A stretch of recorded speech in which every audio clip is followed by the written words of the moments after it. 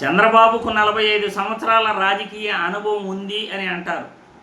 నేనైతే ఆయనకు రాజకీయ అనుభవం ఉంది అనే మాట అవాస్తవం అని అంటాను. ఎందుకంటే ఆయన చేస్తున్న పనులు చూస్తే రాజకీయాలలో ఆయనకు అసలు అనుభవమే లేదు అన్నది నా అభిప్రాయం. జగన్మోహన్ రెడ్డికి ఎంత క్రేజ్ తీసుకురావాలో అంత క్రేజ్ ఈ కూటమి ప్రభుత్వం తీసుకొస్తూ ఉంది. ఏ రాజకీయ నాయకుడైనా కానీ వాళ్ళు అధికారంలో ఉన్నప్పుడు ఈ పిచ్చి పిచ్చి పనులన్నీ అరెస్టులు చేయటం, కక్ష సాధింపు చర్యలు చేయటం ఎవడో కూడా ఈ పిచ్చి పనులు చేయడు. ఇలాంటి పిచ్చి పనులు చేస్తే అవతల వాళ్ళకి క్రేజ్ పెరుగుతుంది. ఈరోజు జగన్మోహన్ రెడ్డిపై, ప్రతిపక్ష పార్టీపై ఈ కూటమి ప్రభుత్వం చంద్రబాబు నాయుడు చేస్తున్న పనులన్నీ చూస్తూ ఉంటే అలాగే అనిపిస్తూ ఉంది. చంద్రబాబు నాయుడు ఇంత అనుభవం ఉంది అని అంటారు కదా, ఇలాంటి పిచ్చి పనులు ఆయన ఎందుకు చేస్తున్నాడు?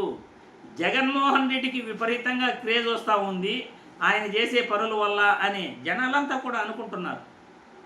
ఏదైనా దాచితే ఏం దాచారు అని ప్రతి ఒక్కరూ కూడా ఆతృతగా చూడాలి అని అనుకుంటారు.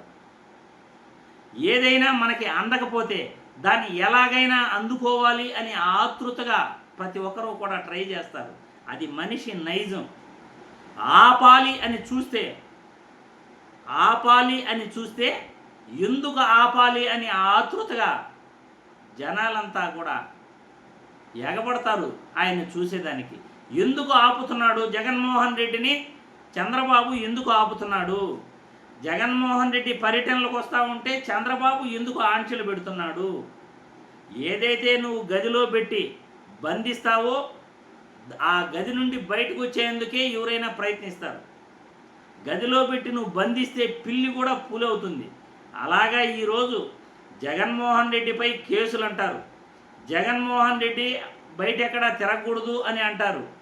జగన్మోహన్ రెడ్డిపై కక్ష సాధింపు చర్యలు అంటారు. ఇవన్నీ పిచ్చి పనులు కాక రాజకీయంలో అనుభవం ఉన్న నేత ఎవరో కూడా చేయరు. ఈరోజు చంద్రబాబు చేసే పనుల వల్ల, జగన్మోహన్ రెడ్డిపై ఆంక్షలు విధించడం వల్ల, జగన్మోహన్ రెడ్డి ఏ పర్యటనకి వెళ్ళినా ఆంక్షలు పెట్టడం వల్ల ఇక్కడ జనాలు తండోపతండాలుగా వస్తున్నారు. నువ్వు ఎన్ని ఆంక్షలు పెట్టినా మేము జగన్మోహన్ రెడ్డిని చూస్తాము అని ప్రతి ఒక్కరూ కూడా ఎగబడుతున్నారు జగన్మోహన్ రెడ్డి అంటే. అందులోనూ ఒకటి, జగన్మోహన్ రెడ్డిపై కేసులు పెట్టడం, జగన్మోహన్ రెడ్డిని అరికట్టాలని చూడటం మన ప్రభుత్వ వైఫల్యం. మూడోది, ఈ కారణాలన్నీ చేత కూడా అక్రమ కేసులు పెట్టడం, ఈ కారణాలన్నిటి చేత కూడా జగన్మోహన్ రెడ్డికి ఆటోమేటిక్గా చంద్రబాబు ఎక్కువ క్రేజ్ తీసుకొస్తున్నాడు. నారా లోకేష్ బాబు ఏదైతే రెడ్ బుక్ రాజ్యాంగం పేరుతో కాన్స్టిట్యూషన్ని అవమానిస్తున్నాడో, భారత రాజ్యాంగాన్ని అవమానిస్తున్నాడో, ఈరోజు ఆ రెడ్ బుక్ రాజ్యాంగమే జగన్మోహన్ రెడ్డికి ప్లస్ అవుతూ ఉంది.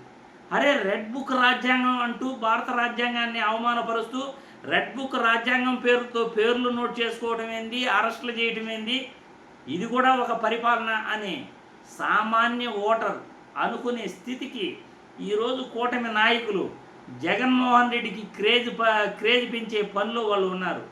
నిజానికి అనుభవం ఉన్న నేతలు ఎవరో కూడా ఇలాంటి పనులు చేయరు. 45 సంవత్సరాల అనుభవం ఉంది అని చెప్పుకుంటున్న చంద్రబాబు నాయుడు ఇలాంటి పిచ్చి పనులు చేయటం వల్ల జగన్మోహన్ రెడ్డి యొక్క క్రేజ్ ఇప్పుడు ఎవరెస్ట్ శిఖరం అంతా ఎత్తుకెదిగిపోయింది.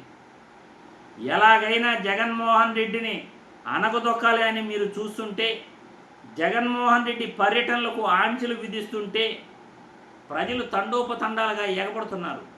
ఈరోజు నెల్లూరు పర్యటనకు 10 మందిని అనుమతి ఇవ్వటం ఏంటండి? 10 మందికి ఒక రాజకీయ నాయకుడికి అనుమతిస్తారా? తండోపతండాలుగా జనాలు ఆయన కోసం ఎగబడుతుంటే ప్రతి పర్యటనలో కూడా జగన్మోహన్ రెడ్డి కోసం పొలాల వెంబడి, గట్లు వెంబడి, కాలువల వెంబడి, రోడ్ల వెంబడి పరిగెడుతుంటే ఎంతమంది పోలీసులు జనాలను అరికట్టగలరు? ఎమ్మెల్యేలని, ఎమ్మెల్సీలని అయితే మీరు అరికట్టగలరు, కానీ జనాలను అరికట్టగలరా? ఎంతమంది పోలీసులను మీరు తీసుకురావాలి జనాలను అరికట్టాలంటే? ఇలాంటి పిచ్చి పనులు చేయటం వల్ల జగన్మోహన్ రెడ్డి క్రేజ్ అమాంతం పెరిగింది. చంద్రబాబు యొక్క అనుభవం ఫెయిల్ అయ్యింది.